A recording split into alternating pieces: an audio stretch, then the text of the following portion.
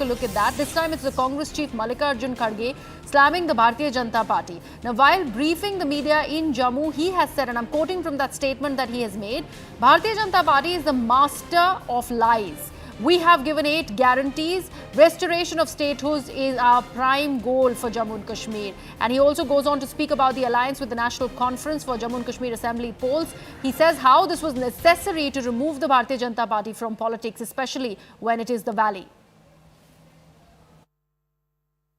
BJP जो हमेशा जैसी बातें करती है झूठ बोलने का, तो अभी सिलसिला उसका जारी है। देखिए, हमारे तो 7 गारंटी हमने डिक्लेयर की है। उस 7 गारंटी में आप सबको मालूम होगा कि हमारा सबसे पहला मुद्दा स्टेटहुड का है और जम्मू कश्मीर को स्टेटहुड दिलाने के लिए हमारी पूरी कोशिश रहेगी। हम इसको दिलाएंगे। और दूसरी जो हमारी गारंटी है, अच्छी सेहत हमारा हक है और इसके लिए हम 3 सूत्री कार्यक्रम में लगा दिए हैं। हर परिवार को 25 लाख का हेल्थ बीमा हम देंगे। 30 मिनट में सस्ती हेल्थ सर्विस और हर तहसील मोबाइल क्लिनिक, हर जिले में सुपर स्पेशलिटी अस्पताल हमारा टारगेट है। और चौथा, महिला सम्मान हमारा वो भी एक बहुत बड़ा कार्यक्रम है। घर की मुखिया को हर महीने 3,000 रुपए देने का हमारा वायदा है। Let me take this across to my colleague Tejinder Singh Sodhi, who's joining us on the broadcast. Tejinder, we'll talk about the guarantees that the Congress president is speaking about, but the statement that he has made in attacking the Bharatiya Janata Party and in the same breath talking about the alliance with the National Conference, is that not going to go against the Congress? Because they are clearly underlining the fact that this alliance is only because NC and the Congress have a common enemy, and that is the Bharatiya Janata Party.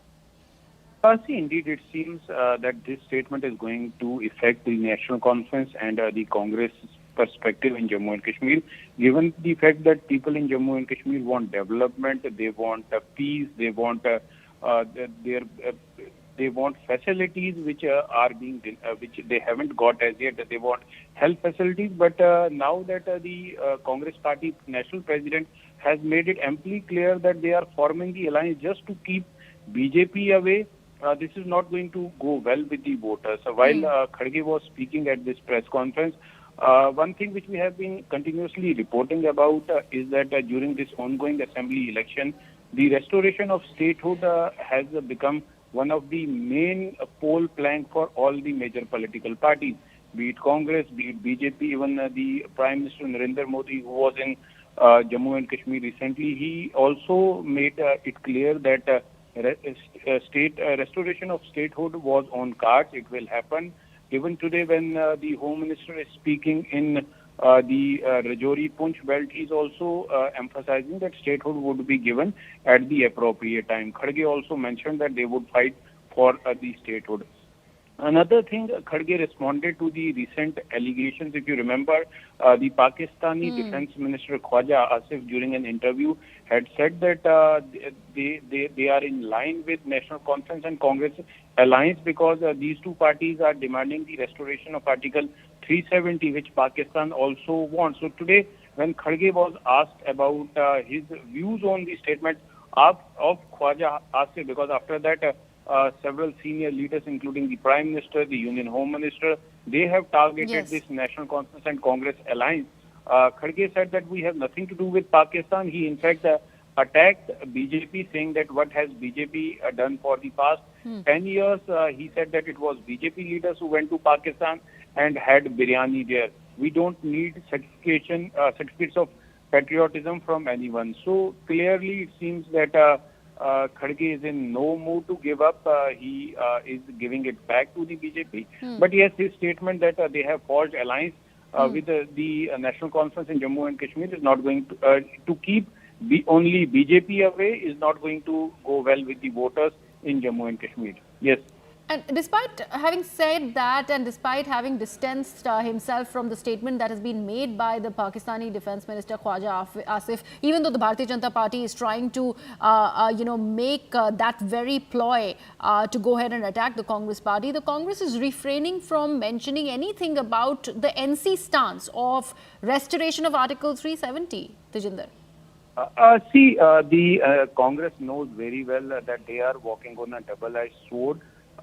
Because if they make a statement on 370 that we are in favor of the restoration of Article 370, then they are going to get a few votes in Kashmir Valley, but in remaining part of the country, including Jammu as well, people are not going to take this statement very well. They are going to offend their voters in Jammu and other parts of the country. But if they say that they are not in support, they don't want the restoration of Article 370, they know very well that it is going to offend their alliance partner, the National Conference, because the restoration of Article 370 has been the main pole plank of National Conference.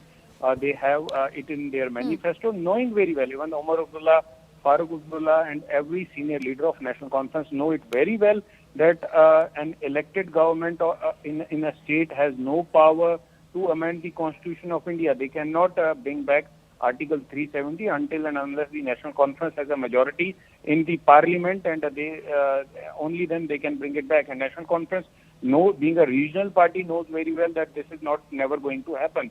So clearly, it seems that this is just an emotional plank to get votes in Kashmir Valley, but this plank is not going to go well in Jammu regions and other parts of the country, and that is the reason that Congress Party has kept mum on and is not saying anything about the restoration of Article 370. But from the day one, we have been saying that Congress has fielded a candidate from North Kashmir's Sopore town who was one of the litigants who had filed a petition in Supreme Court demanding the restoration of Article 370, challenging the revocation of Article 370 by the Parliament of India, which happened on August 5, 2019. Yes. Right, Tejinder, thank you so much for all of those inputs. And